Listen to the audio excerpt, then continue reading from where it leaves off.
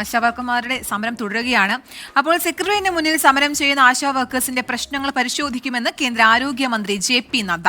ആശാ വർക്കേഴ്സിന്റെ ആവശ്യങ്ങൾ ചൂണ്ടിക്കാട്ടി കൊടിക്കുന്നിൽ സുരേഷ് MP അയച്ച കത്തിനാണ് കേന്ദ്രമന്ത്രിയുടെ മറുപടി. വിനീത വിജിയുണ്ട് ഡൽഹിയിൽ നിന്ന് വിവരങ്ങളുമായി. വിനീത, അല്പം ആശ്വാസം പകരുന്ന ഒരു വാർത്തയാണ്. ഈ ആശാ വർക്കേഴ്സിന്റെ പ്രശ്നങ്ങൾ കേന്ദ്ര ആരോഗ്യമന്ത്രി JP നദ്ദ പരിശോധിക്കും. എന്തൊക്കെയാണ് നമുക്ക് ലഭിക്കുന്ന മറ്റ് വിവരങ്ങൾ?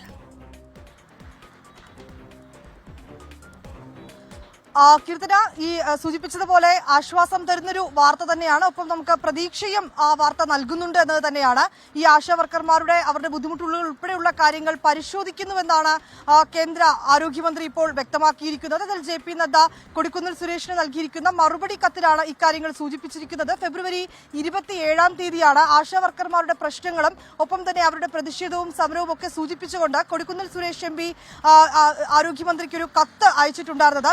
ആ കത്തിൽ അവർ നേരിടുന്ന പ്രശ്നങ്ങളടക്കം പറയുന്നുണ്ട്. ഒപ്പം തന്നെ അതിൽ ഏറ്റവും പ്രധാനമായും പറയുന്നത് ഈ മുടങ്ങിക്കിടക്കുന്ന പേയ്മെന്റുകൾ അത് സമയബന്ധിതമായി വിതരണം ചെയ്യുക. പല ആശാ പ്രവർത്തകരും മാസങ്ങളായി അവരുടെ ഈ ഓണറേറിയം ലഭിക്കാത്തതിനൊക്കെ തുടർന്ന് അവർക്ക് വലിയ സാമ്പത്തിക ബുദ്ധിമുട്ടുകൾ ഉണ്ടാക്കുന്നുണ്ട്. അതൊക്കെ അവർക്ക് അതിനൊരു പരിഹാരം ഉണ്ടാക്കുക. ഒപ്പം തന്നെ ഈ പ്രതിമാസ ഓണറേറിയത്തിൽ വർധനവുണ്ടാക്കുക.